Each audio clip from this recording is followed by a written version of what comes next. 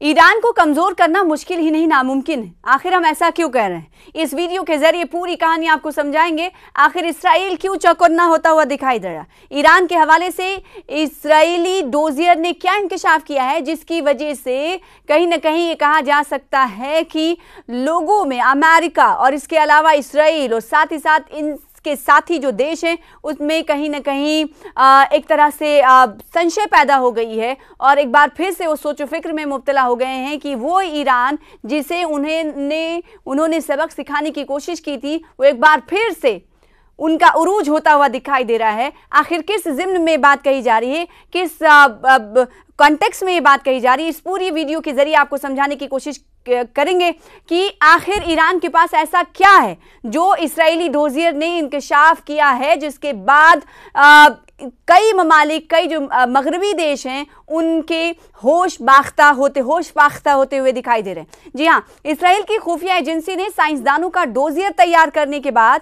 इन्हें मारने के ऑपरेशन की शुरुआत कर दी है। अब ऐसा हुआ क्यों? हुआ ये कि इसराइल ने एक डोजियर दिया है। एक डोजियर में इंकशाफ हुआ है कि ईरान के पास 85 से ज्यादा न्यूक्लियाई साइंसदान मौजूद हैं। न्यूक्लियर साइंसदान मौजूद है, इसका मतलब आप अंदाजा लगा सकते हैं वो न्यूक्लियर साइंसदान जो पिछले दिनों हमने देखा था कि उन्हें मारा गया था। पूरे ईरान में हमने देखा था कि गम और गुस्से का इजहार किया जा रहा था और इस ऑपरेशन हैमर में उनकी मौत हुई थी। और वो न्यूक्लियर साइंसदान जो यूरेनियम की आफजूदगी में और जो अलग अलग सैन्य ठिकाने हैं ईरान के, उन्हें खड़ा करने में इन्होंने कलीदी किरदार निभाया है। तो इनकी तादाद कम नहीं हो रही है। यानी ईरान ये कह रहा है, ये दिखा रहा है कि कई को अगर आप 6 को मारोगे तो हमारे 16 साइंसदान और तैयार रहेंगे। ये इससे अंदाजा लगाया जा सकता है। और ये डोजियर कौन दे रहा है? इसराइल ने डोजियर में पर्दाफाश किया, इंकशाफ किया है कि ईरान के पास अभी मौजूद है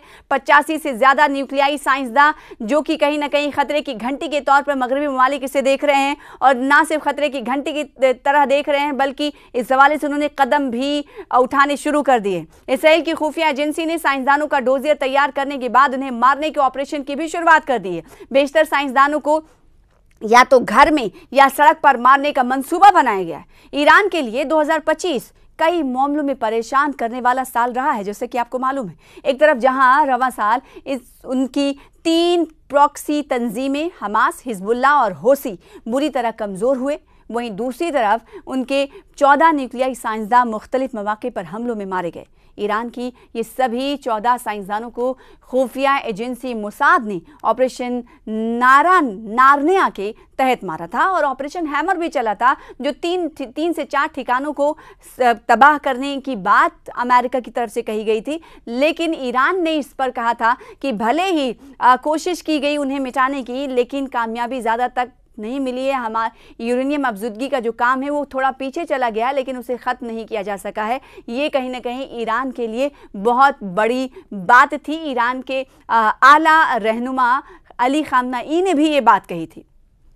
अब आपको बताएं कि 14 साइंसदानों को खुफिया एजेंसी मोसाद ने ऑपरेशन नारनिया के तहत मारा था उस वक्त। हालांकि अब भी ईरान के पास 85 से ज़्यादा न्यूक्लियर साइंसदान जिंदा हैं जो अमेरिका और इसराइल के लिए फिक्रंगेज हैं। जैसे कि हमने आपको अब से कुछ देर पहले कहा था, फिक्रंगेज यूं क्योंकि होश बाख्ता हो रहे हैं कि एक तरफ जहां इन मगरबी ममालिक की कोशिश ये हो रही है कि इन न्यूक्लियर साइंसदानों को ख़त्म किया जाए, इन्हें आगे बढ़ने नहीं दिया जाए, इन्हें मार दिया जाए, और दूसरी तरफ इनकी फहरिस्त में इजाफा होता हुआ दिखाई दे रहा है। इस बात का इंकशाफ खुद इसराइल के एक डोजियर किससे कहते हैं ये भी आपको बता दें। डोजियर दरअसल एक दस्तावेजात होता है, उसका मजमुआ होता है, उसे डोजियर कहा जाता है। वॉशिंगटन पोस्ट की एक रिपोर्ट के मुताबिक दिसंबर 2024 के दौरान शाम में बशर अल असद का तख्ता पलट हुआ। इसके बाद मोसाद को ईरान में ऑपरेशन चलाने के लिए फाल किया गया। मोसाद ने ईरान के 100 न्यूक्लियाई साइंसदानों का डोजियर तैयार किया और इन साइंसदानों को मारने के लिए मकामी सतह पर लोगों की तैनाती भी हुई। इसराइल की खुफिया एजेंसी ने साइंसदानों का डोजियर तैयार करने के बाद ऑपरेशन की शुरुआत की। बेशतर साइंसदानों को या तो घर में या रास्ते पर मारने का मंसूबा बनाया गया है। हर साइंसदान को मारने के लिए अलग अलग लोग मुकर्रर किए गए। बेशतर लोग ईरान के ही रहने वाले थे। मोसाद ने ईरान के न्यूक्लियाई साइंसदानों को मारने के लिए स्नाइपर बंदूक, ड्रोन और बम का इस्तेमाल किया। रिपोर्ट में बताया गया है कि पहले इन साइंसदानों को मारने की कोशिश की गई जो लिस्ट में टॉप पर थे। उन साइंसदानों को मारने की कोशिश की गई जो लिस्ट में टॉप पर थे। हालांकि ऑपरेशन शुरू होने के बाद ईरान ने कुछ बड़े साइंसदानों को अंडरग्राउंड कर दिया था। ये उस ऑपरेशन की बात हो रही है, ऑपरेशन हार्निया की बात हो रही है कि उस वक्त कैसे इजराइल की तरफ से लिस्ट बनाई गई थी और उसके बाद जो लिस्ट में टॉप साइंटिस्ट थे उन्हें मारने के लिए अहकाम जारी किए गए थे और किस तरह से उन्हें मारा जाए इसको लेकर रणनीति अपनाई गई थी। और जब ईरान को इस हवाले से पता चला तो बड़े साइंसदानों को अंडरग्राउंड कर दिया गया था, कुछ को फौरन फौजी हेडक्वार्टर के पास खुफिया मकामात पर भेज दिया गया था। ये 2024 की बात हो रही। बताया जाता है कि अगस्त 2025 में ईरान ने न्यूक्लियाई साइंसदान रोज़बी वादी को फांसी पर लटका दिया था। ईरान का कहना था कि उसने खुफिया जानकारी इसराइल को दी थी।